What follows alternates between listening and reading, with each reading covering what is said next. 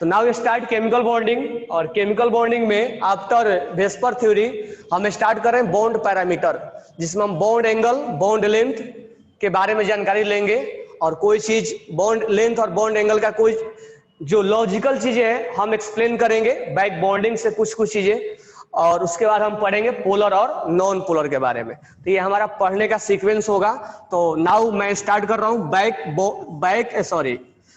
Bond angle से start कर रहा हूं। बॉन्ड एंगल हम कैसे कैसे कंपेयर करेंगे। तो हमारा हेडिंग होगा how to compare, write down, how to compare back bonding, how to compare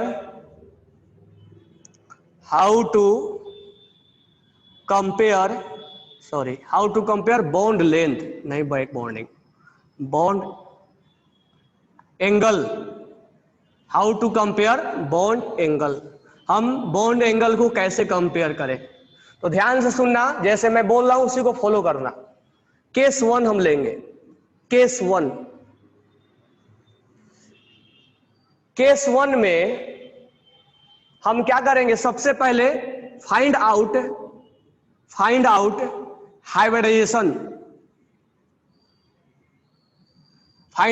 hybridisation, of the central atom, of the molecule. सबसे पहले कुछ भी दिया जाए, कैसा भी बॉन्ड एंगल हो, सबसे पहले आप उसका हाइब्रिडेशन निकालना है। चलो क्वेश्चन लेते हैं, हर केस में एक क्वेश्चन लेके बताएंगे। जैसे हमने लिया BeCl2, हमने लिया BF3 और हमने लिया CH4। सबसे पहले आपको हाइब्रिडेशन निकालना है। तो हाइब्रिडेशन निकालने के लिए आप स्ट्रक्चर तो बनाओगे, तो हमने स्ट्रक्चर ये बना दिया।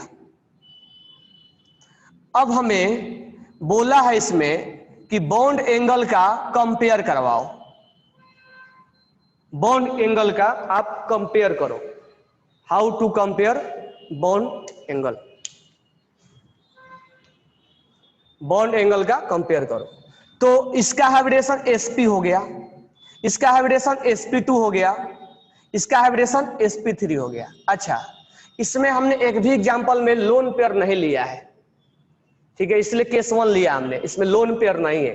तो sp में बॉन्ड एंगल जो बनता है वो 180 डिग्री का होता है, ये बॉन्ड एंगल 180 डिग्री का होगा।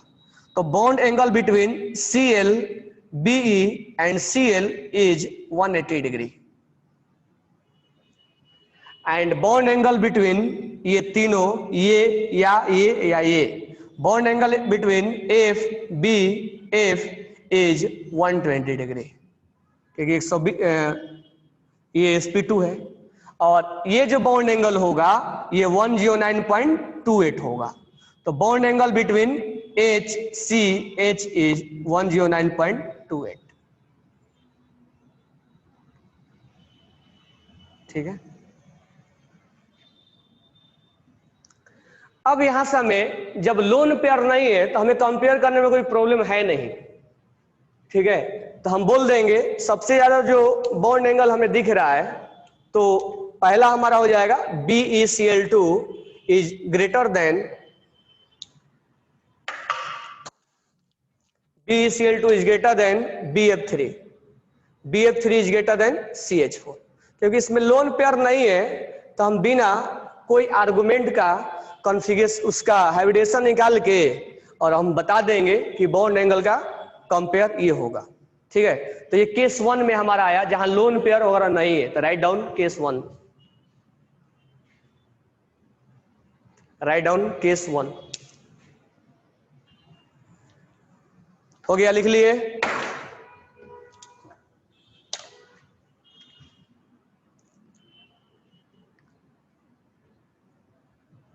हटा दो।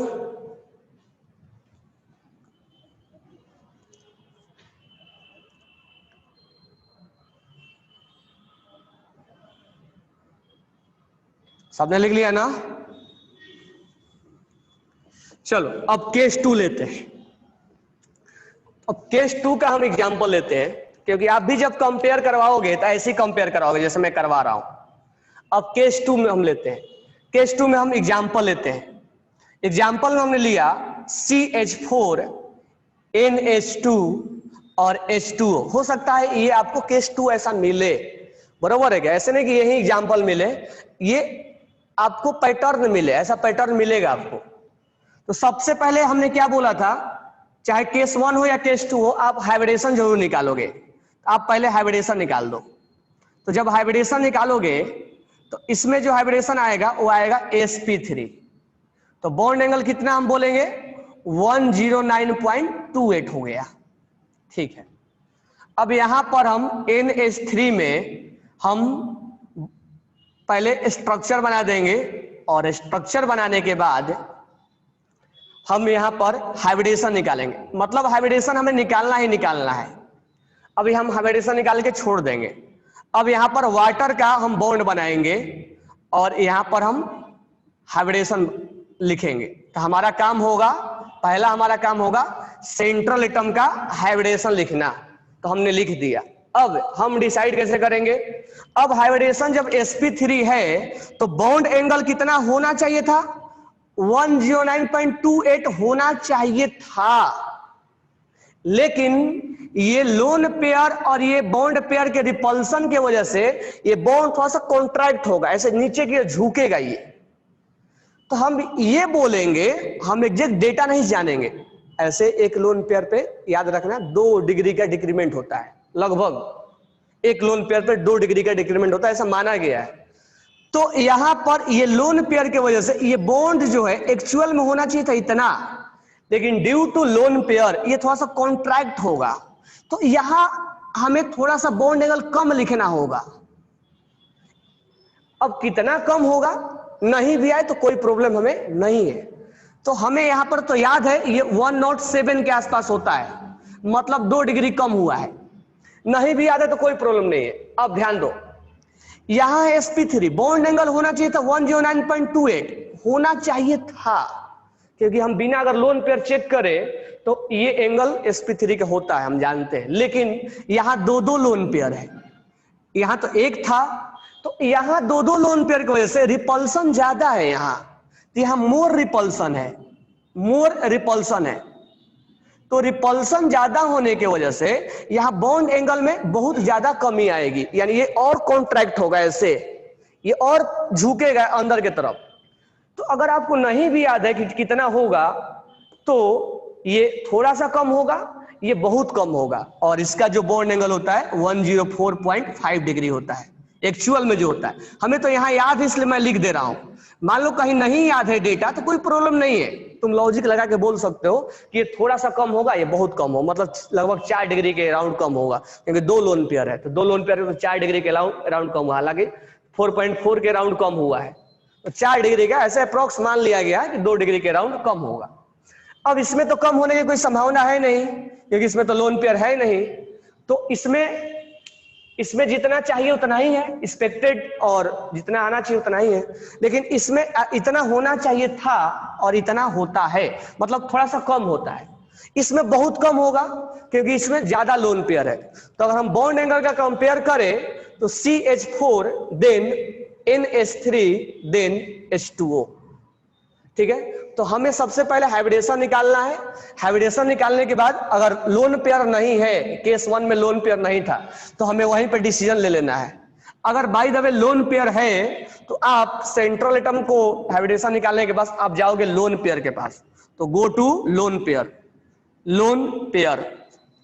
यहां नहीं डिसीजन हुआ तो आप जाओगे लोन पेयर के पास। अगर जिसमें यहां आप चेक करोगे more lone pair, more repulsion और less bond angle, more lone pair, जितना ज्यादा लोन पेयर होगा उतना ही more lone pair, more repulsion, more repulsion, और मोर रिपल्सन उतना ही बॉन्ड एंगल क्या हो जाएगा, बॉन्ड एंगल उतना ही कम होगा।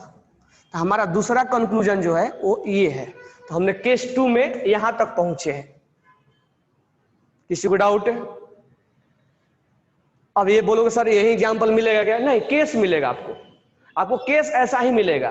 तो जैसा मैं स्टेप बता रहा हूं वैसी स्टेप पे चेक करोगे। अगर सिस्टम में लोन पेयर नहीं है यही सब निपटा देना, आगे नहीं जाना है। सिस्टम में कुछ भी हो, हाइब्रिडेशन है, लोन पेयर तो पहले लोन पेयर के पास जाओ, बरोबर है। तो more lone pair, more repulsion, less bond angle, उतना ही एंगल कम होता चला जाएगा। ठीक है, ये लिख लियोगे, हटा दो।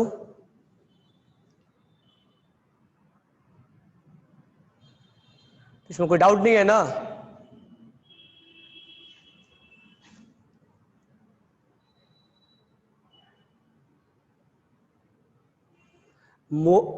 Loan pair is inversely proportional to bond angle.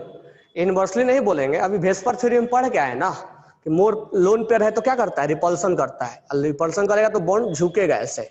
कोई चीज यहां पर है और उधर से वो पुश कर रहा है तो ये क्या होगा, ऐसे झुकेगा, कॉन्ट्रैक्ट होगा। तो ये बॉन्ड थोड़ा सा अपना एक्चुअल शेप छोड़ देगा ये, और थोड़ा सा ये ऐसे होगा।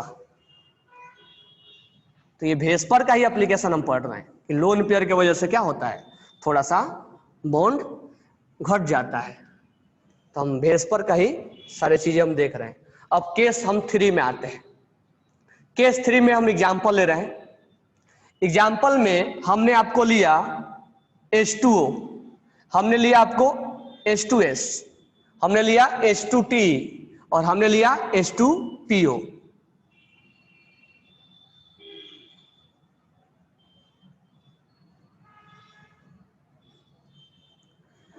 अब ऐसा केस आ सकता है, ये नहीं बोल रहे कि हम यही एग्जांपल आएगा।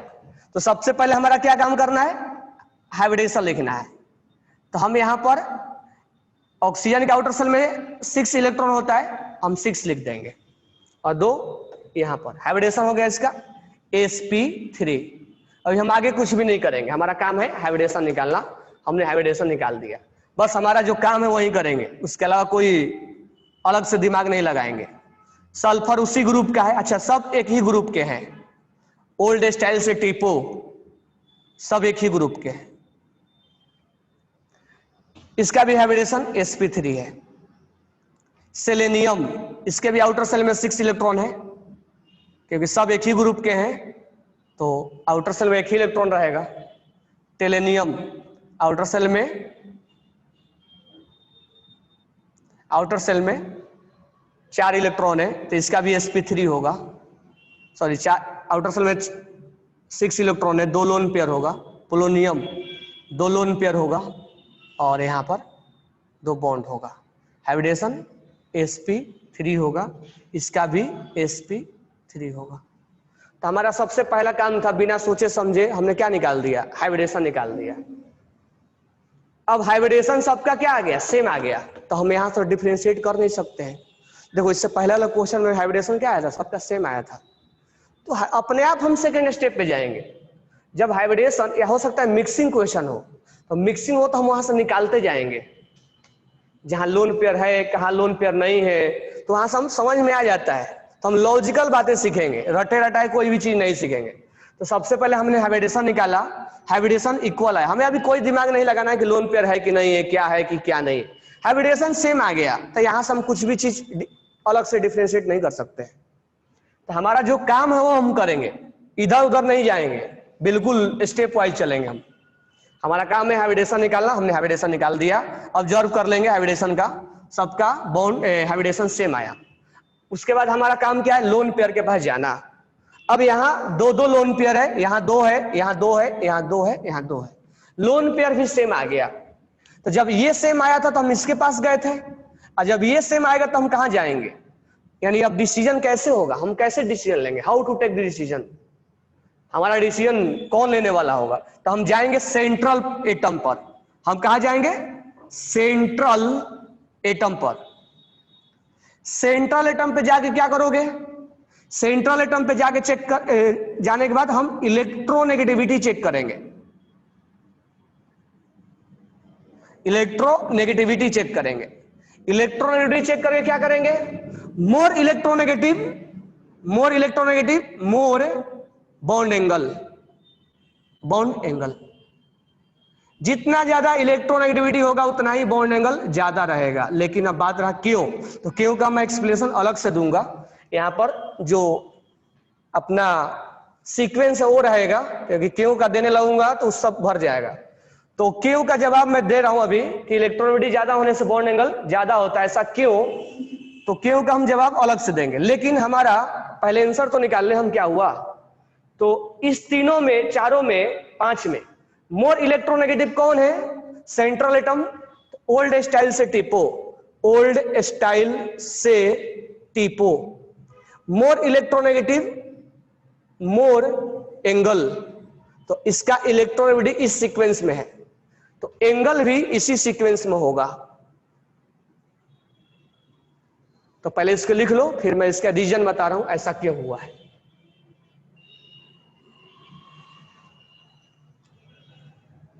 पहले इसको राइट डाउन कर लो आप, इसके बाद मैं रीजन एक्सप्लेन कर रहा हूं ऐसा क्यों हो गया ये।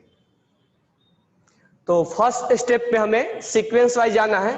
First we check hybridization, if hybridization will be same then go to lone pair, if lone pair will be same then go to central atom.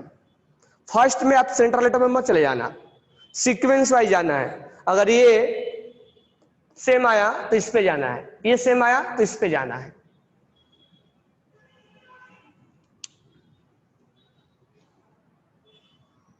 ठीक है, तो हमारा आंसर जो है, अच्छा इस पे डेटा कितना होगा सर, डेटा नहीं पूछा जाता आपसे, बरोबर है क्या कि सर डेटा कितना कितना लिखूं मैं, तो आपसे डेटा नहीं पूछा जाएगा। डेटा अगर चाहिए तो भी मैं लिखवा दूंगा, 2 मिनट वेट करो। तो इसको लिखो, मैं डेटा लिखवा रहा हूं।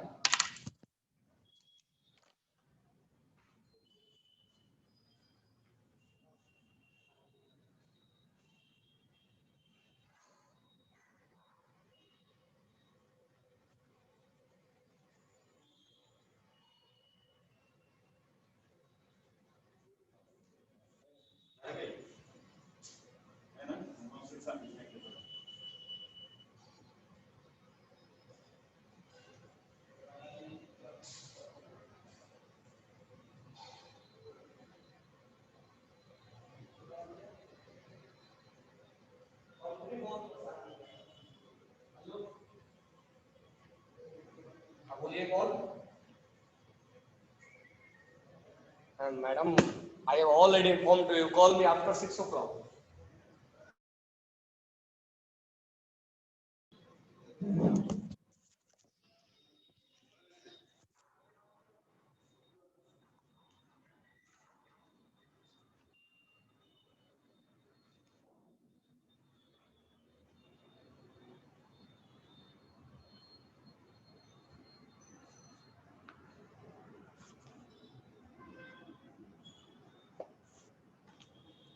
डेटा लिख लेना आप। डेटा है इसका 104.5 और ये है 92, ठीक है, और ये है 91 और ये है टी तक ही दिया है 90.5 है, इसके आगे डेटा नहीं है। एक क्वेश्चन यहां से और आपको पूछ लिया जाता है कि यहां पर जो एंगल का डिफरेंस है वो बहुत कम है, इसका तो है ही नहीं, यहां पर इतना डिफरेंस क्यों है, एक क्वेश्चन यहां से उठाता है, तो उसका भी जवाब मैं दूंगा। इसको लिख लो आप पहले, लिखने के बाद अब मैं पहले इसको एक्सप्लेन कर दूं कि सेंट्रल एटम के पास लोन पेयर ज्यादा होता है तो उसका बॉन्ड एंगल क्यों, इलेक्ट्रोनेगेटिविटी ज्यादा होता है तो बॉन्ड एंगल क्यों ज्यादा होता है। तो ध्यान से सुनो, मैं एक्सप्लेन कर रहा हूं इसको, इसका रीजन बता रहा हूं, तो ध्यान से सुनना। अगर मान लो मैं दो ही एक्सप्लेन कर रहा हूं, बाकी हम ऐसे समझ जाएंगे। यहां वाटर है, अच्छा रिपल्सन के बारे में क्या ख्याल है। रिपल्सन तो यहां डिसाइड नहीं लेगा, रिपल्सन तो हमारा डिसाइड नहीं होगा ना, क्योंकि दो दो लोन पेयर है, जो हाइब्रिडेशन इसमें है वो हाइब्रिडेशन इसमें है, जो लोन पेयर इतना है वो लोन पेयर इतना है, तो हमारा इलेक्ट्रोनेगेटिविटी डिसाइडिंग फैक्टर है। ऐसा क्यों, तो सुनो अब यहां पर, यहां ऑक्सीजन ज्यादा इलेक्ट्रोनेगेटिव है किससे, सल्फर से। इलेक्ट्रोनेगेटिविटी मैं दो पे बता रहा हूं, बाकी सब वही आएगा। अब होगा क्या, इलेक्ट्रोनेगेटिविटी के वजह से ये इलेक्ट्रॉन थोड़ा सा, अब कंपाउंड तो एक होगा नहीं ना, कंपाउंड तो बहुत सारा होगा।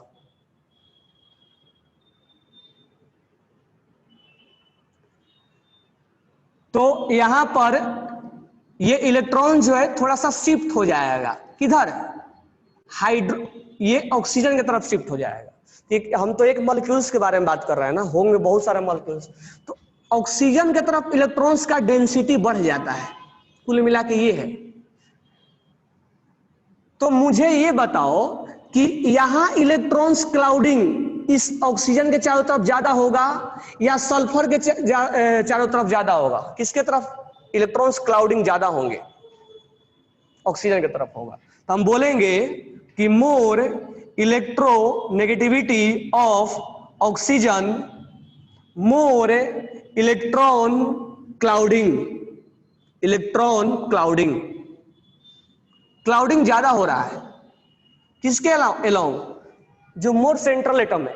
मान लेते हैं यहां पर 100 इलेक्ट्रॉन्स, समझने के लिए मैं बोल रहा हूं, 100 इलेक्ट्रॉन्स क्लाउड हो गए, तो यहां पर 20 इलेक्ट्रॉन्स क्लाउड हुए। एक एग्जांपल सोचने के लिए मैं बोल रहा हूं, 20 इलेक्ट्रॉन्स यहां पर खींच के लाया है थोड़ा सा इधर, तो कुल मिला के यहां इलेक्ट्रॉन्स क्लाउडिंग ज्यादा होंगे क्योंकि इसका इलेक्ट्रॉनिविटी ज्यादा है।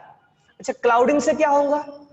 अब सोचो, जो चीज ऐसे है, क्योंकि यहां लोन पे तो डिसाइडिंग फैक्टर नहीं, मान लो ऐसे है और इसके बीच में आ गया इलेक्ट्रॉन, और इलेक्ट्रॉन्स क्या करता है? रिपल्सन करता है। रिपल्सन करता है तो बॉन्ड फैलता है थोड़ा सा।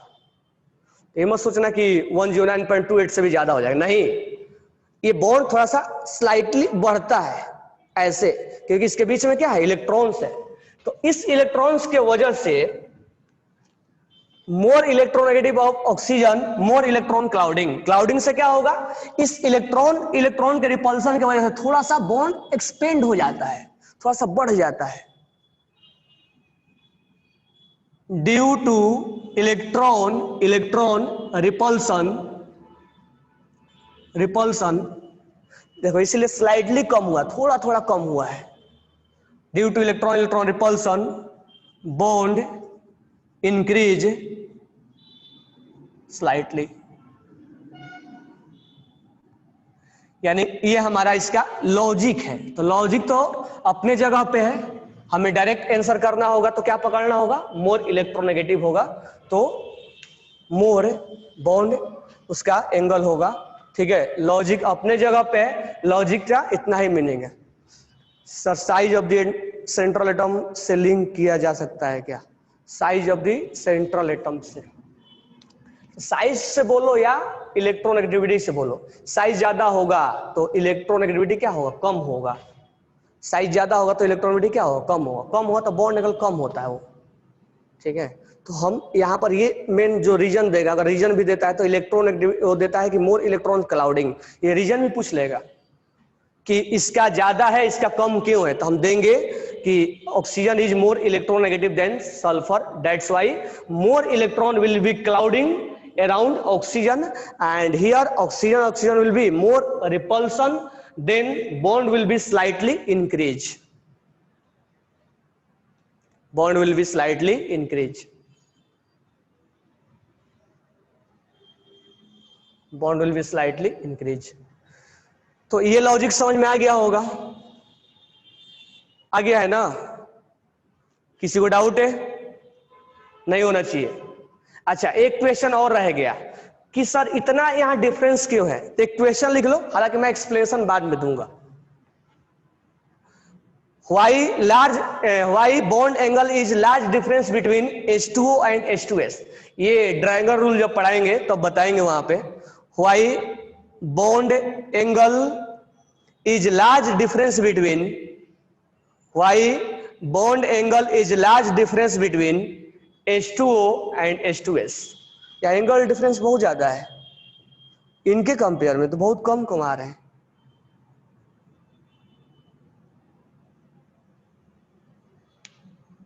इसका मैं आंसर बाद में दूंगा। अच्छा देखो, 92 था 91 हो गया, तो यहां इलेक्ट्रॉन्स क्लाउडिंग थोड़ा ज्यादा है सल्फर में, सेलेनियम में थोड़ा कम होगा, तो वो इलेक्ट्रॉन्स स्लाइटली 1 डिग्री बढ़ा दे रहा है इसका, उसको फैला रहा है। लोन पेयर ऐसे करता था बॉन्ड, और इलेक्ट्रॉन्स क्या करेगा? थोड़ा फैलाएगा इसको, तो फैलाने का मतलब 1 डिग्री केवल फैलाएगा, यानी कि 100 डिग्री फैला देगा। केवल 1 डिग्री का इंक्रीमेंट किया है due to more electronegative of sulphur than selenium. Selenium से 1 डिग्री का इंक्रीमेंट हुआ है। सेलेनियम और टेलेनियम में 1 डिग्री का 0.5 का डिफरेंस है। तो ऐसा हो सकता है कि इलेक्ट्रोनेगेटिव डिफरेंस बहुत ज्यादा नहीं हो, तो नहीं हो तो स्लाइटली यहां पर ज्यादा इलेक्ट्रॉन्स क्लाउड है। यहां हो सकता है कि 100 हो तो यहां 90 हो, मतलब ज्यादा इलेक्ट्रॉन्स क्लाउडिंग डिफरेंस नहीं है, तो इसमें थोड़ा सा एक्सपेंड हुआ है। ये क्लियर हो गया। चलो, तो हमने ये सीख लिया कि हाइब्रिडेशन निकालना है, लोन पेयर के पास जाना है, देन बॉन्ड एंगल के पास जाना। अब हमें 4th स्टेप में जाना, यानी केस हम 4 लेंगे। केस 4 में हमारे सामने क्वेश्चन होगा। केस 4 में अगर हम ले तो हम यहां पर अब सेंट्रल एटम को ही सेम कर दे रहे हैं, ठीक है। अब हम सेंट्रल एटम को ही सेम कर रहे हैं। तो देखो नेक्स्ट क्वेश्चन में तो हम लिखते हैं NH3 में और NF3 में हमें बॉन्ड एंगल को डिसीजन लेना है। तो हमारा सबसे पहला काम क्या होगा, लोन पेयर को निकालना। तो हम हाइब्रिडेशन निकालना। तो हमने हाइब्रिडेशन निकाल दिया। इसका हाइब्रिडेशन हो जाएगा sp3 और हमें यहाँ पर फ्लोरीन फ्लोरीन फ्लोरीन और यहाँ पर लोन पेयर है। हमारा काम है हाइब्रिडेशन निकालना, चुपचाप बिना कुछ सोचे हाइब्रिडेशन निकाल लेंगे। दोनों ही केस में हाइब्रिडेशन सेम आया, यानी हमारा डिसाइडिंग फैक्टर हाइब्रिडेशन नहीं है। तो हम जाएंगे लोन पेयर के पास। लोन पेयर भी सेम आए, एक लोन पेयर, दो लोन पेयर, एक लोन पेयर दोनों, तो ये भी हमारा डिसाइडिंग फैक्टर नहीं है, क्योंकि हम जानते हैं कि ज्यादा लोन पेयर रहता तो रिपल्सन होता तो बॉन्ड एंगल कम हो जाता। तो हम जाएंगे सेंट्रल एटम के पास। अब यहाँ सेंट्रल एटम नाइट्रोजन है, यहाँ भी नाइट्रोजन है, यानी केस 3 भी हमारा फेल हो गया, क्योंकि हम इसके बेसिस पे नहीं जाएंगे। तो हमारा 4th जो स्टेप होगा वो जाएंगे साइड एटम के पास। साइड एटम के पास, साइड एटम के पास जाओगे, अगर सेंट्रल एटम नहीं चेक हो पा रहा है तो साइड एटम के पास जाना है। और सिंपल सा जो कंसेप्ट ये सिखाया वही यहां सीखना है। अब ध्यान से सुनोगे तो यहां पर जो इलेक्ट्रॉन्स है वो, इसका इलेक्ट्रोनेगेटिविटी ज्यादा है, इसका इलेक्ट्रोनेगेटिविटी ज्यादा है, इसका इलेक्ट्रोनेगेटिविटी ज्यादा है, लेकिन इसका इलेक्ट्रोनेगेटिविटी क्या है, नाइट्रोजन का ज्यादा है। तो मुझे अब ये बताओ कि इस नाइट्रोजन के अराउंड ज्यादा इलेक्ट्रॉन्स क्लाउड होगा या इस नाइट्रोजन के अराउंड ज्यादा इलेक्ट्रॉन क्लाउड होगा, यानी ए और बी में किस नाइट्रोजन के अराउंड ज्यादा इलेक्ट्रॉन्स क्लाउडिंग होंगे, इसके अराउंड होगा या इसके अराउंड होगा। तो अब समझ में आ गया कि इसका नाइट्रोजन में और फ्लोरीन में इलेक्ट्रोनेगेटिविटी इधर है, तो क्लाउडिंग सेंट्रल एटम के अराउंड थोड़े ना है।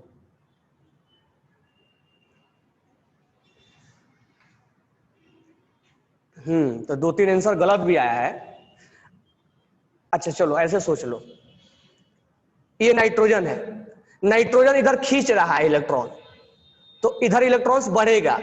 अब नाइट्रोजन से कोई दूसरा खींच रहा है, इधर खींचा जा रहा है, तो मैं इसके अलोंग बोल रहा हूं, यहां नाइट्रोजन का क्लाउडिंग ज्यादा है या यहां है, तो हमारा आंसर होगा अमोनिया में ज्यादा है। किसी किसी को बी आया था, बी में कैसे होगा, हमारे से कोई चीज खींच के लेके जाओगे तो मेरे पास क्लाउडिंग ज्यादा होगा या कम होगा, मैं खींच के लाऊंगा तब ना क्लाउडिंग होगा मेरे पास ज्यादा, अमोनिया के पास ज्यादा होगा।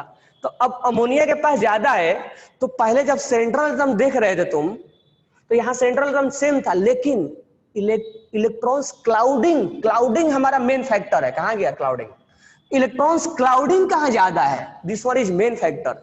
तो इलेक्ट्रॉन्स क्लाउडिंग यहां ज्यादा है, इसीलिए इसका बॉन्ड एंगल ज्यादा होगा। अब इसमें कॉन्ट्रडिक्ट आता है NCl3, तो हम बाद में बताएंगे, बैक बॉन्डिंग से बताते हैं हम।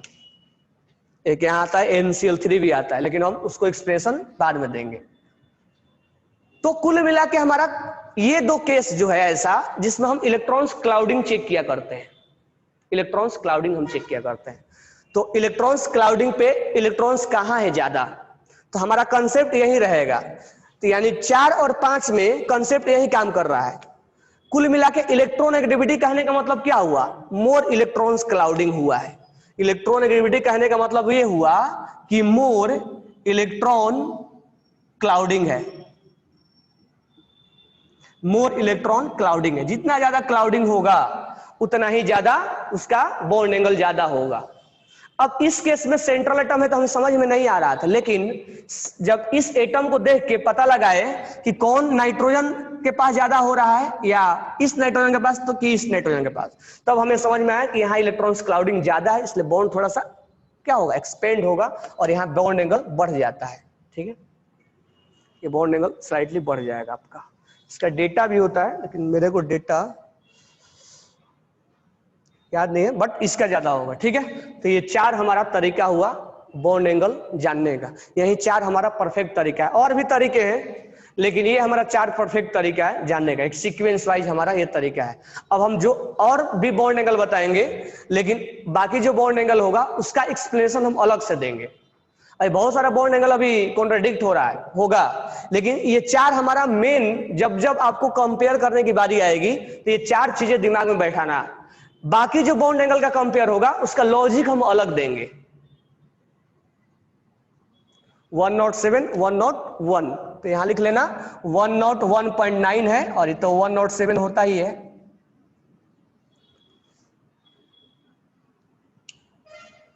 How to understand electron clouding will be मोर।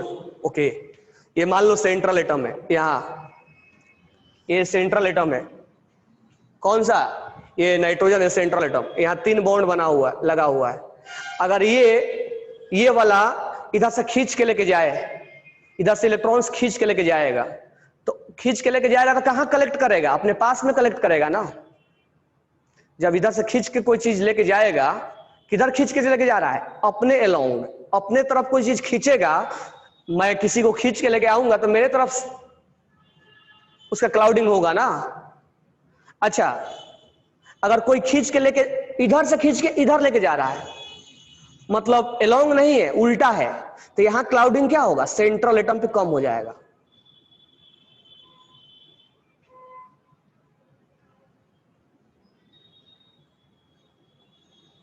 ये चीज समझ में आया।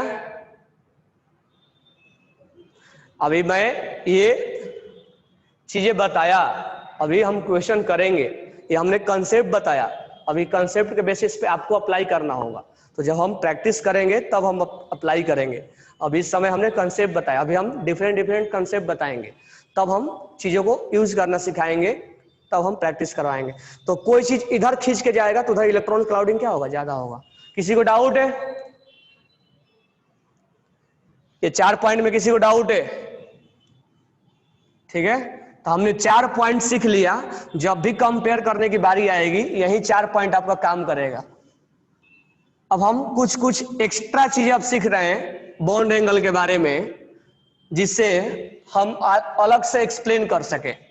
ठीक है, तो उसका एक्सप्लेनेशन अलग से देंगे हम, क्योंकि ये मेन 4 एक्सप्लेनेशन यहां से हम देते हैं। अब ध्यान दो, अब मैं कुछ अलग अलग चीजें लिख रहा हूं, तो अब एग्जाम्पल में स्पेशल केस लिखना।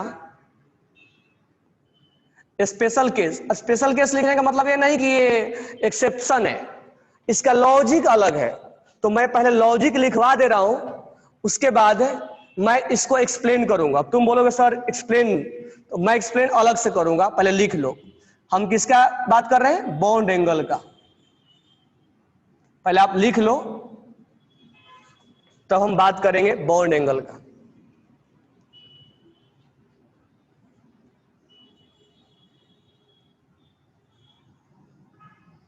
इसका हम एक्सप्रेशन देंगे बॉन्ड बैक बॉन्डिंग से।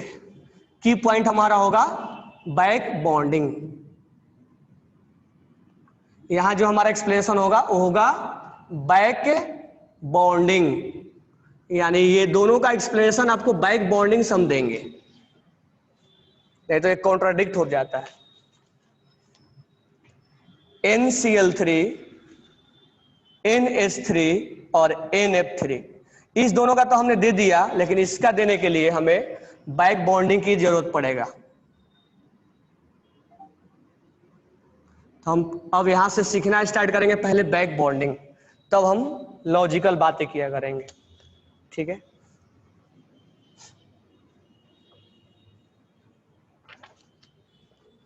नेक्स्ट है हमारा HCOOH। अगर हम बात करें यहां पर, अब एक्चुअल में क्या है,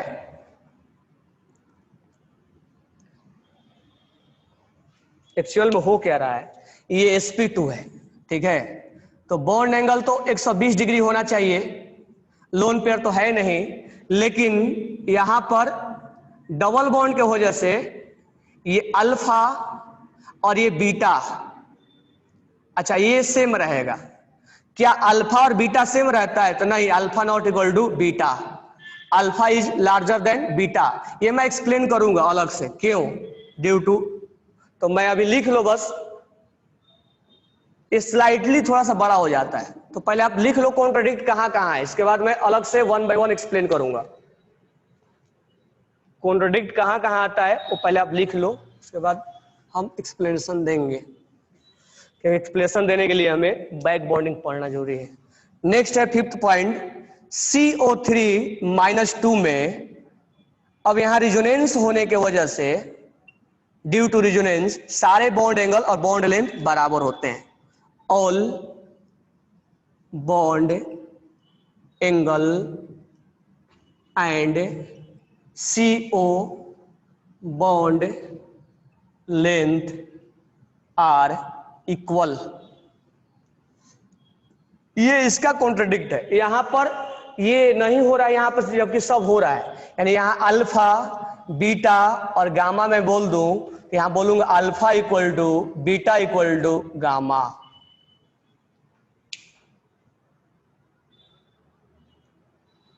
third angle is not consider, third angle consider, ये अल्फा ही है, ये अल्फा ही है, दोनों एंगल सेम होंगे, ये अल्फा अल्फा बीटा, ये अलग नहीं होगा। यानी अगर मैं यहां गामा बोल दूं तो अल्फा इक्वल टू गामा हो जाएगा। अब 6 पॉइंट क्या बोल रहा है, 6 पॉइंट में ये है, XgF2 और XgF4 में बॉन्ड एंगल, मैं सारा एक 1 बाय 1 एक्सप्लेन करूंगा। Bond angle will not affected by lone pair.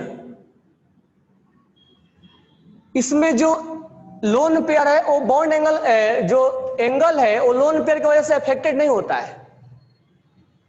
7 point, BRF5 में इसका जो ज्योमेट्री होता है ट्रायगोनल पिरामिडल होता है, ट्रायगोनल पिरामिडल, और ट्रायगोनल पिरामिडल में no any bond angle is 90 degree, और ये एडवांस में आया हुआ है, तो इसको भी मैं एक्सप्लेन करूंगा अलग से। 8 पॉइंट,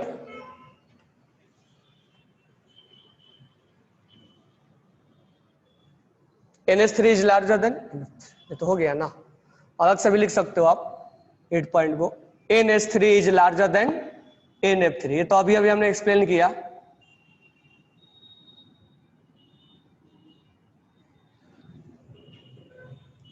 उसके बाद है 9th number,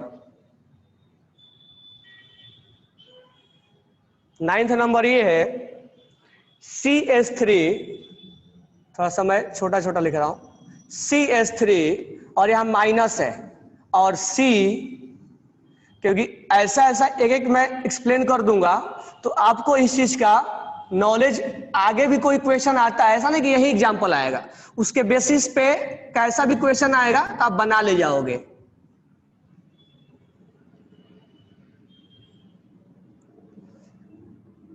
CH2F2, CFFH, CH2F2,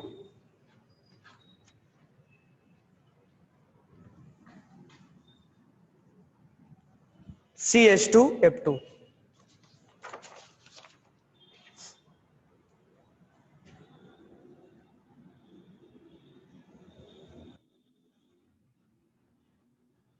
this one is alpha, this one is beta और this one is gamma. Alpha is greater than, beta is greater than gamma.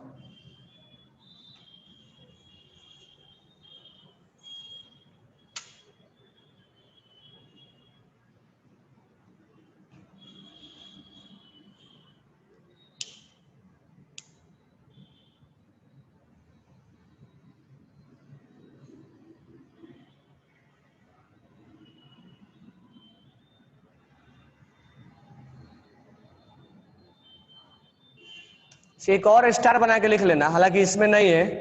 PO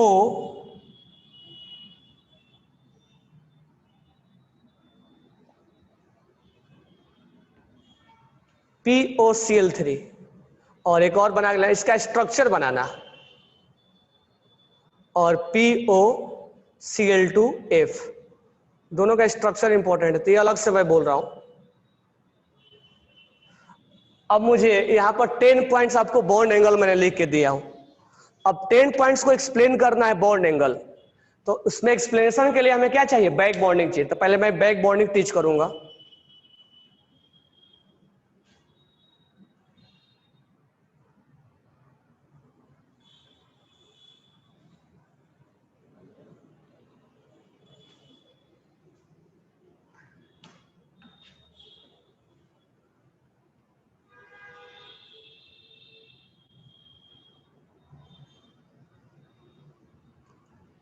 ठीक है, अच्छा एक पॉइंट और भी लिख लो। क्या लिखोगे, 10 पॉइंट हो गया ना, 11 और 12 पॉइंट। 11 पॉइंट ये है, वाई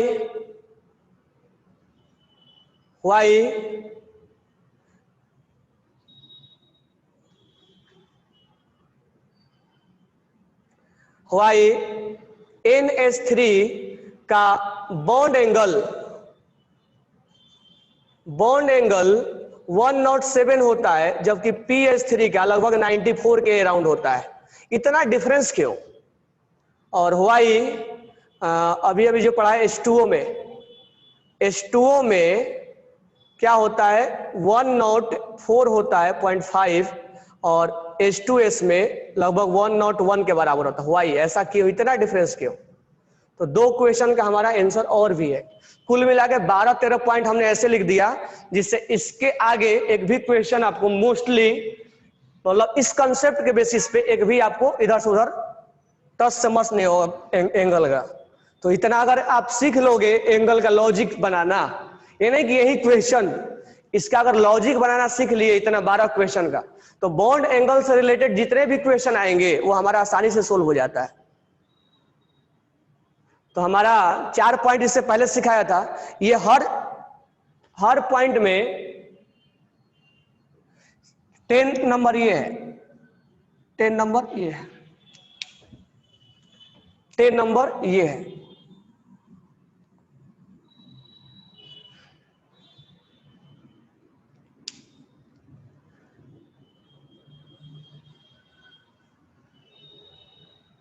लेकिन मोस्टली जो है वो जो क्वेश्चन हमने 4 आपको सीक्वेंस सिखाया वो अलग से सिखाया हूं, और इसका एक्सप्लेनेशन मैं अलग से दूंगा, इसलिए कि ये सब स्पेशल टाइप के हैं। इसमें हमें एक एक चीज थोड़ा ध्यान में रखना पड़ेगा।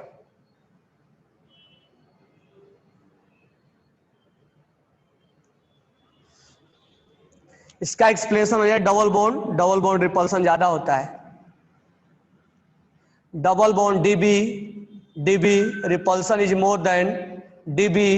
Single bond SB and SB और SB सबसे कम होता है, यानी डबल बॉन्ड। और इसमें हम ड्रैगन रूल भी पढ़ा देंगे क्यों ऐसा हो रहा है।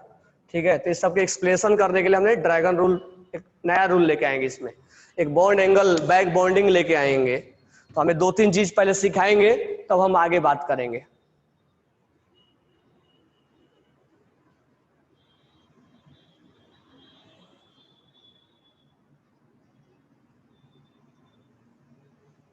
जय चौहान सर, ऊपर नहीं दिख रहा है, ऊपर नहीं दिख रहा है, कहाँ दिख रहा है तुम्हें? ऊपर कम देखा करो।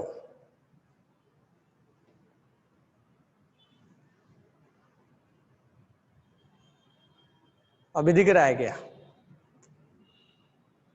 बहुत देख रहे हो आजकल।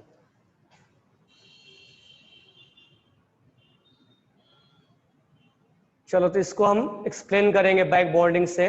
तो पहले मैं आपको टीच कर दूं बैक बॉन्डिंग, उसके बाद मैं आगे बॉन्ड एंगल पे फिर दोबारा आऊंगा, ठीक है। और बैक बॉन्डिंग से एक चीज और क्लियर हो जाएगा, बॉन्ड लेंथ के बारे में, क्योंकि हमेशा बॉन्ड लेंथ का कंपेयर, बॉन्ड एंगल का कंपेयर करने के बाद हम बॉन्ड लेंथ का भी कंपेयर करेंगे।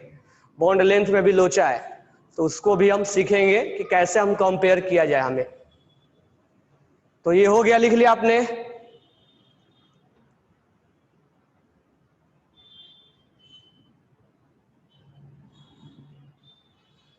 सबने लिख लिया क्या? सबका हो गया ना? चलो मैं हटाता हूं। अब मैं यहां से बैक बॉन्डिंग के बारे में आपको, तब इसके बारे में हम डिस्कशन करेंगे, ठीक है। तो इसके लिए थोड़ा सा स्पेस भी छोड़ सकते हो कि हम वहां पर जब बाद में बैक बॉन्डिंग पढ़ाने के बाद ये मैं पढ़ाऊं तो आप वहां पर एक्सप्लेन कर सको, ठीक है। तो इन चीजों को पढ़ाने के लिए मैं बैक बॉन्डिंग और थोड़ा सा ड्रैगन रूल के बारे में जानकारी दे दूं। तो बैक बॉन्डिंग पढ़ते समय एक चीज समझ में नहीं आएगा कि कोऑर्डिनेट में और बैक में डिफरेंस क्या है। तो चीजें देखते देखते मैं बताऊंगा कि दोनों में डिफरेंस कैसा है। तो हेडिंग डाल low back bonding. Back bonding, back bonding. तो क्रॉस क्वेश्चन नहीं करना, सारे जब पूरा लेक्चर सुन लेना तब अपने आप समझ में आ जाएगा कि बैक बॉन्डिंग में और लोन कोऑर्डिनेट में डिफरेंस क्या है, क्योंकि दोनों लगता है एक जैसा है। और बैक बॉन्डिंग कब बनता है ये चीजें हम सीखेंगे, ठीक है। तो बैक बॉन्डिंग का मीनिंग क्या होता है, बैक बॉन्डिंग कहाँ बनता है, बैक बॉन्डिंग किसको अफेक्ट डालता है, बहुत सारी चीजें इसमें हम सीखेंगे। तो what is back bonding, what is back bonding, हम सारे चीजें सीखेंगे। और मैं नोट्स बना के आपको दे दूंगा, तो आपको पहले चीजें सीखो, उसको लिखने के चक्कर मत रहना, उसको सीखो क्या होता है, पेन वगैरह रख दो और दिमाग लगाओ, केवल सोचो इसके बारे में, बैक बॉन्डिंग क्यों बनना जरूरी है, why it is required, why back bonding बीबी बहुत जरूरी है, व्हाई बीबी विल रिक्वायर्ड।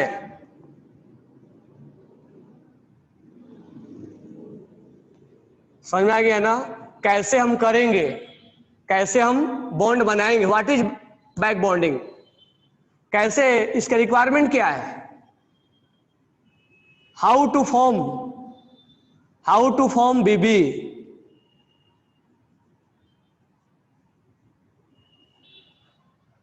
कैसे हम बनाए, टाइप ऑफ बीबी,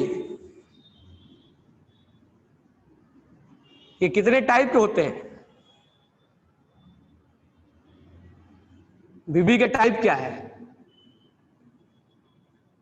ठीक है। और इसका एप्लीकेशन क्या है। तो एप्लीकेशन तो अभी अभी देख चुके हो, बॉन्ड एंगल में खतरनाक खतरनाक काम कर रहा है। तो इसका जो एप्लीकेशन है ये अफेक्ट डालता है, ये अफेक्ट डालता है कहां, ये अफेक्टेड करता है कहां कहां, बॉन्ड एंगल में, यानी इनका दखल सब जगह होता है। बीबी का दखल बॉन्ड एंगल में भी होगा, बॉन्ड लेंथ में भी होगा, ठीक है, हाइब्रिडेशन में भी होगा, कहां नहीं है ये, हर जगह है ये। हाइब्रिडेशन में भी होगा, शेप में भी होगा, जब हाइब्रिडेशन में है तो शेप में क्यों छोड़ देगा ये, और जब शेप हाइब्रिडेशन में है तो बॉन्ड एंगल में होगा, बॉन्ड एंगल में तो बॉन्ड लेंथ में होगा, ठीक है। लुईस एसिड और एसिडिक और बेसिक स्ट्रेंथ डिसाइड करने में है ये, एसिडिक और बेसिक स्ट्रेंथ को ये अफेक्ट डालते हैं, तो इनका रोल हर जगह है। तो इसीलिए जो जब हम थोड़ा सा लेवल ऊपर करके पढ़ेंगे चीजों को तो इनका बहुत रोल हो जाता है अपने आप में। तो this one is important concept to learn back bonding. तो इसको लिख लो आप पहले कि बैक बॉन्डिंग में हम पढ़ने क्या क्या वाले हैं और क्यों पढ़ रहे हैं। तो पढ़ने का तो पर्पस हमारा ये है कि मार्क्स आ जाए, जेई में सिलेक्शन हो जाए, नीट में सिलेक्शन हो जाए, बाकी तो कोई पर्पस है नहीं हमारा। बाकी पर्पस है क्या? बाकी कौन पूछता है बाद में बॉन्ड एंगल क्या है, बॉन्ड लेंथ क्या है? तो हमारा इसी से रिजल्ट बनता है और इसी से रिजल्ट बनेगा तो जेई में नीट में सिलेक्शन होगा। जेई नीट में सिलेक्शन होगा तो वहां हम 4 साल 5 साल पढ़ेंगे, पढ़ने के बाद मार्केट में निकलेंगे, मार्केट में निकलेंगे तो प्लेसमेंट होगा, और प्लेसमेंट होगा और अच्छे डॉक्टर बनोगे, अच्छे इंजीनियर बनोगे, फिर अच्छे अच्छे रिश्ते आएंगे, और अच्छे रिश्ते आएंगे तो फिर लाइफ सेटल हो जाता है। तो कुल मिला के यहीं से लाइन हमारा स्टार्ट होता है सब कुछ। तो नहीं तो बॉन्ड, जिंदगी का बॉन्ड एंगल इधर से उधर हो जाएगा। इसीलिए बेटर ये है कि अपना बॉन्ड लेंथ और बॉन्ड एंगल बचा के चले। चलो हम आगे देखते हैं बैक बॉन्डिंग के बारे में कि कैसे कैसे ये पढ़ रहे हैं। तो चलो स्टार्ट करते हैं। तो बीच में एक भी क्वेश्चन मत दागोगे कि सर क्या क्या ये बैक बॉन्डिंग क्या बना दी। अच्छा एक चीज और है, इस चीज को भी आप समझते चलना कि ये कोऑर्डिनेट से डिफरेंट कैसे है। कोऑर्डिनेट में, कोऑर्डिनेट बॉन्ड में और बैक बॉन्डिंग में डिफरेंस क्या है। लगभग दोनों एक जैसा हो जाता है लेकिन डिफरेंस है। तो इस चीज को आप ऑब्जर्व करते जाना कि क्या डिफरेंस है। मैं लास्ट में तो बता ही दूंगा क्या डिफरेंस है, लेकिन खुद ऑब्जर्व करना कि दोनों में डिफरेंस क्या क्या ऐसे क्रिएट हो रहा है। तो कोऑर्डिनेट बॉन्ड में और बैक बॉन्डिंग में डिफरेंस कैसे क्रिएट हो रहा है, how to create bond, difference between coordinate bond and back bonding. ये चीजें आप ऑब्जर्व करते रहना।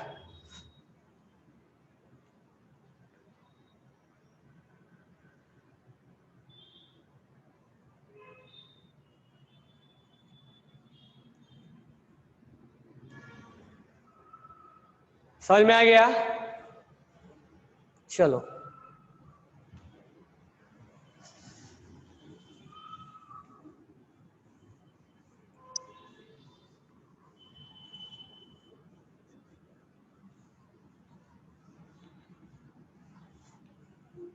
तो स्टार्ट करते हैं बैक बॉन्डिंग। स्टार्ट करने के बाद, समझने के बाद फिर गाना बजाओ संता भाई, फिर एंजॉय करो। तो स्टार्ट करते हैं पहले एक एग्जांपल से। तो एक एग्जांपल है हमारा, सबसे पहले हम लेते हैं BF3, ठीक है। अब इस एग्जांपल में हम बैक बॉन्ड, पहले बॉन्ड बना लेते हैं। तो हमने तो इतना ही कुछ सीखा था कि सर हम बॉन्ड बनाते हैं, आगे तो हमने कुछ जाना भी नहीं था। लेकिन ये बोरॉन बाबा जो हैं, ये अपने आप में एक अलग स्टोरी लेके आते हैं। बोरॉन बाबा के पास 1s2, 2s2 और 2p क्या होता है, 2p1 होता है। ये इनके दो इलेक्ट्रॉन यहाँ है, एक जंप कर लेंगे ये, और एक यहाँ पर लाएंगे और एक यहाँ करेंगे। तो बोरॉन बोलता है कि बॉन्ड बनाने के पहले मेरा इलेक्ट्रॉन्स क्या करो, हाइब्रिडाइज करो। तो ये अपना ऑर्बिटल्स हाइब्रिडाइज हो जाएगा। तो ये एक s और एक p और एक p आपस में मिल जाएंगे और ये sp2, sp2 और sp2 बन जाएगा। तो दिस वन इज sp2, यानी मैं एक ही बार लिख दूं कि इसका हाइब्रिडेशन क्या है, sp2 है। अच्छा इतना होने के बाद, sp2 होने के बाद बोरॉन जो है इसका, अगर मैं लिख दूं यहां पर ऐसा sp2, लो मैं एक sp2 बना दिया, एक sp2 बना दिया और एक sp2 बना दिया।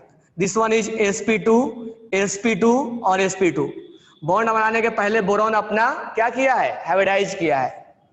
अब यहां से ओवरलैपिंग हुआ है, ये p का ओवरलैपिंग है, ये p का ओवरलैपिंग है और ये p का ओवरलैपिंग है, जो कि हमने हाइब्रिडेशन में सीखा था। इतना कुछ बॉन्ड बना लिया था इसने। तो इसको हम बोलेंगे sp2 p ओवरलैपिंग। ये फ्लोरीन है, ये फ्लोरीन है, ये फ्लोरीन है, ये sp2 और ये p ऑर्बिटल्स है, ये p ऑर्बिटल्स है और ये p ऑर्बिटल्स है। तो sp2 और ये p है और ये p है।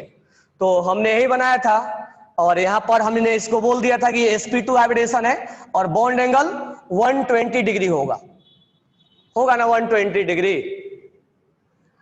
120 डिग्री होगा। लेकिन और यहां से सिंगल बॉन्ड बना, यहां पर हमें सिंगल बॉन्ड बना, यहां पर हमें बना सिंगल बॉन्ड।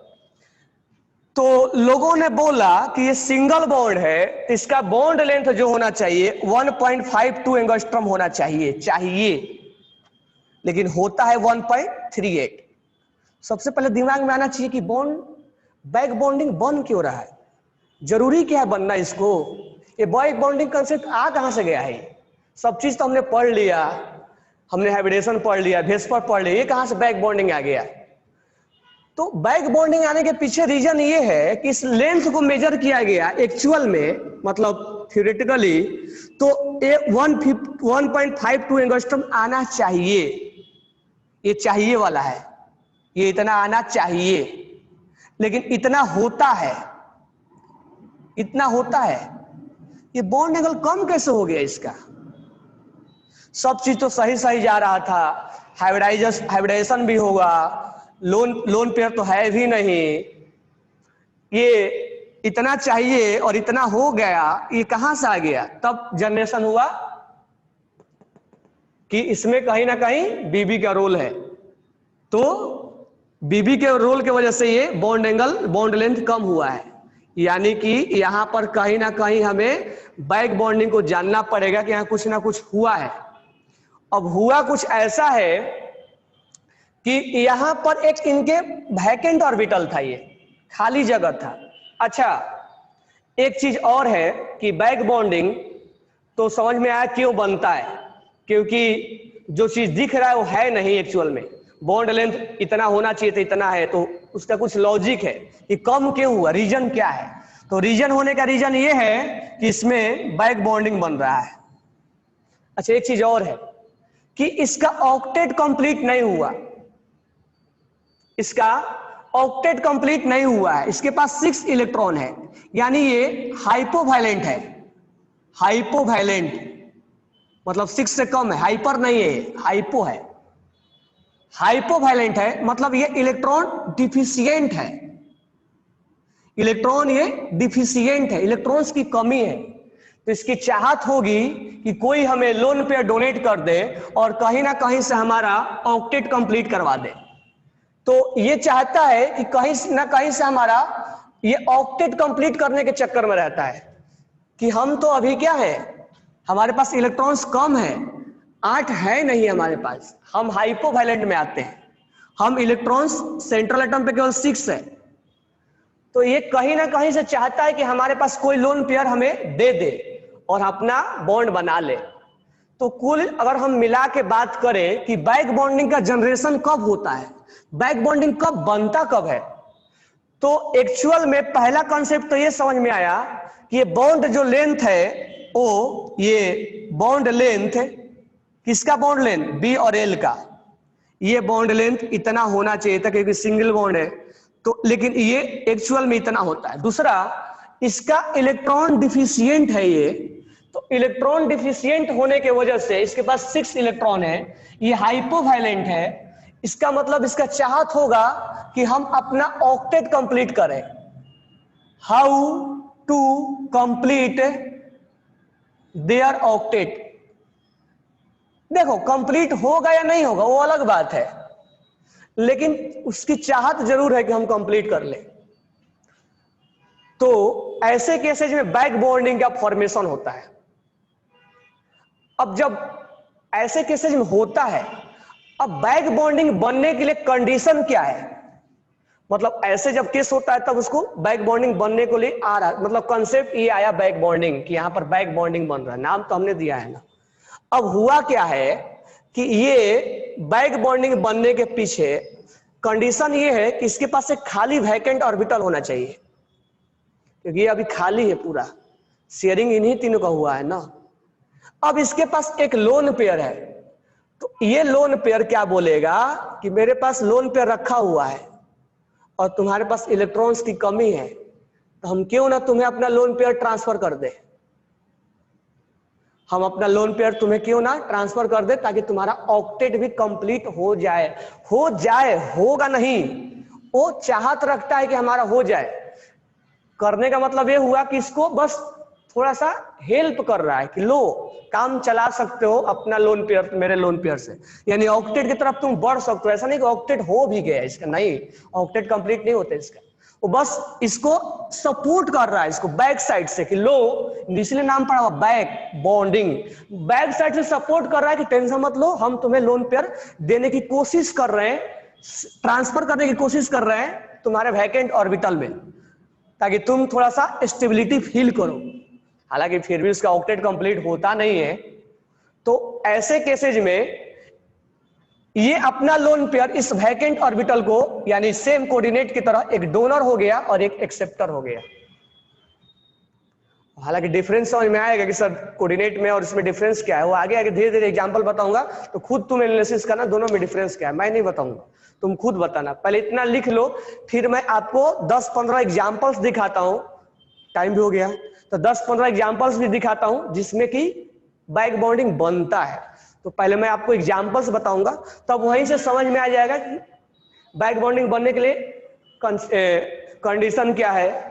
क्योंकि मैं जब जैसे जैसे एग्जांपल बताऊंगा वैसे समझ में आएगा कि कंडीशन क्या है, किस कंडीशन में बैक बॉन्डिंग बनता है, बैक बॉन्डिंग में कोऑर्डिनेट में डिफरेंस क्या है, ठीक है, किस टाइप का बैक बॉन्डिंग है ये, बैक बॉन्डिंग का यूज यानी उसका एप्लीकेशन वो तो हम अलग से सिखाएंगे, इफेक्ट कैसे डालता है। तो जब तक आपको 10-15 एग्जांपल्स नहीं करवाएंगे तब तक अभी बैक बॉन्डिंग समझ में आएगा नहीं। तो अभी के लिए बस बैक बॉन्डिंग का हमारा इंट्रोडक्शन काफी है, इंट्रोडक्शन रहा हमारा, ये बैक बॉन्डिंग का इंट्रोडक्शन है कि बैक बॉन्डिंग बनना क्यों जरूरी है, इंट्रोडक्शन है ये। अभी हमने बैक बॉन्डिंग में कुछ पढ़ाया नहीं कि बैक बॉन्डिंग के लिए क्या जरूरी है क्या नहीं, बस मैंने इस पे कहानी बताया कि बैक बॉन्डिंग क्यों बन रहा है, ये कहां से आ गया बैक बॉन्डिंग, सब चीज तो पढ़ लिया था हमने। बैक बॉन्डिंग के लिए और दो चीजें हमें जरूरी पड़ता है कि थियोरेटिकली देखा गया कि इतना होना चाहिए, लेकिन ओरिजिनली इतना होता है, तो कम कैसे हो गया, इसमें पार्शियल डबल बॉन्ड का कैरेक्टर आता है। तो हम धीरे धीरे एग्जांपल पे बताएंगे। तो बैक बॉन्डिंग के लिए मेन कंडीशन एक लोन पेयर होना चाहिए और एक्सेप्ट वैकेंट ऑर्बिटल होना चाहिए। तो हम नेक्स्ट एग्जांपल में आपको दिखाएंगे कि बैक बॉन्डिंग, तो यहां पर मैं केवल आपको एक इंट्रोडक्शन दिया, नेक्स्ट क्लास में हम आपको बताएंगे कि बैक बॉन्डिंग कैसे बनाया जाता है, बैक बॉन्डिंग का कंडीशन क्या है, किस किस एग्जांपल में बैक बॉन्डिंग बनता है और किस टाइप का बैक बॉन्डिंग बनता है। तो हमारा नेक्स्ट क्लास में फिनिश हो जाएगा। Okay, thanks to all.